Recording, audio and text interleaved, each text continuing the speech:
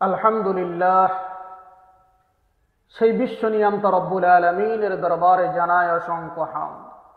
সেই সাথে জানাই প্রিয় নবী মুহাম্মদ রাসূলুল্লাহ সাল্লাল্লাহু আলাইহি ওয়াসাল্লামের নামে অসংখ্য দরুদ ও সালাম।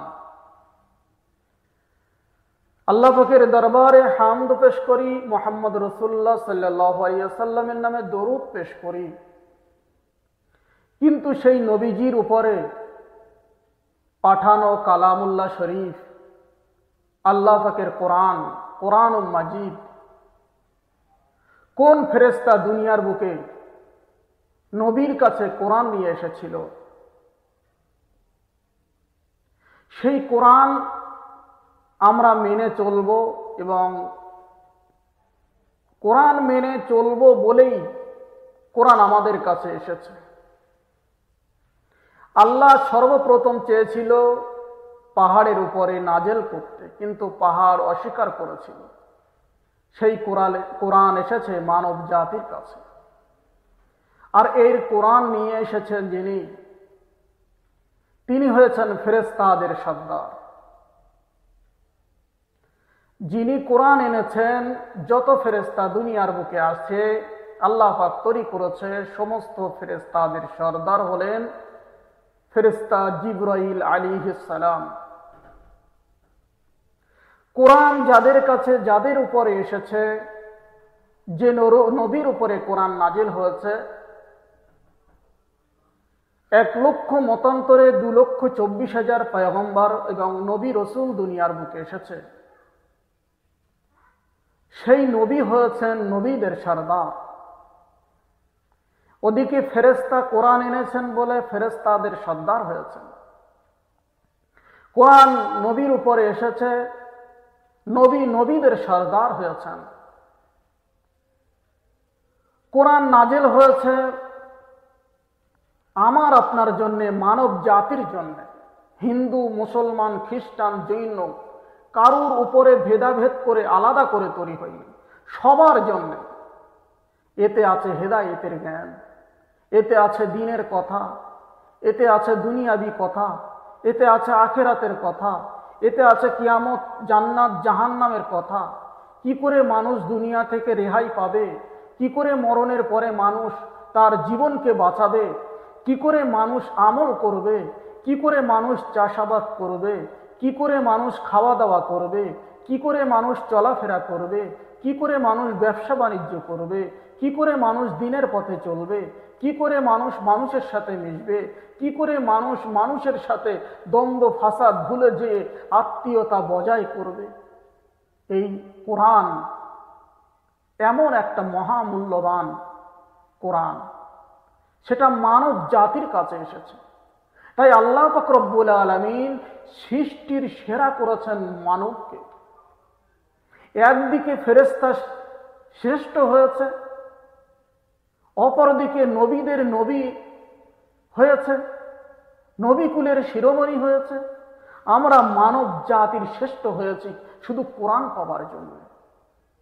তাহলে বুঝে দেখুন, কোরআন এমন একটা কিতাব যার উপরে যে নিয়ে এসেছে সে ফেরেশতার সর্দার হলো, যার উপরে নাজেল হলো সে নবীদের নবী হলো এবং নবীকুলের শিরোমণি হলো।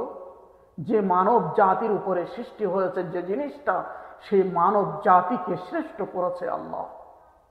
শুধু কি তাই, এই কোরআনকে যারা মেনেছে, মানবে, অন্তরে ধারণ করবে, বিশ্বাস করবে, আল্লাহকে আল্লাহ বলে স্বীকার করবে, নবীকে নবী বলে স্বীকার করবে, আল্লাহ পাক কিয়ামতের ময়দানে তাকে শ্রেষ্ঠ উম্মত করে তুলবে।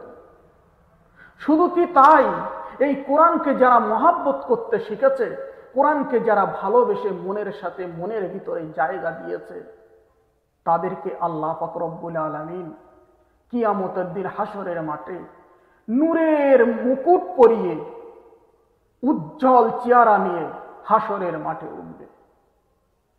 শুধু কি তাই, কোরআন নাজেল হয়েছে রমজান মাসে। পৃথিবীতে যত মাস আল্লাহ তৈরি করেছে, সবচেয়ে উৎকৃষ্ট মাস, ভালো মাস, ইবাদতের মাস, আল্লাহর কাছে পছন্দনীয় মাস, সেটা হলো রমজান মাস। তার কারণ কোন রমজান শরীফে কোরআন এসেছে। সবচেয়ে পৃথিবীর বুকে যতগুলো রাত আল্লাহ তৈরি করেছে, পৃথিবীর বুকে তৈরি করেছে যত রাত, যত ভালো ভালো রাত, তার ভিতরে আল্লাহ পাক তৈরি করেছেন কদরের রাত। তার কারণ কদরের রাতে আল্লাহ কোরআন নাজিল করেছে। একদিকে ফেরেশতা উত্তম হলো, ফেরেশতাদের সর্দার হলো, নবী নবীদের শিরোমণি হলো, একদিকে নবী নবীদের শিরোমণি এবং নবী পৃথিবীতে যত নবী এসেছে তাদের নবী এবং আখিরি জামানার নবী নবীদের কোরআনকে পাওয়ার জন্যে আজকে সব দিক থেকে উন্নত হলো।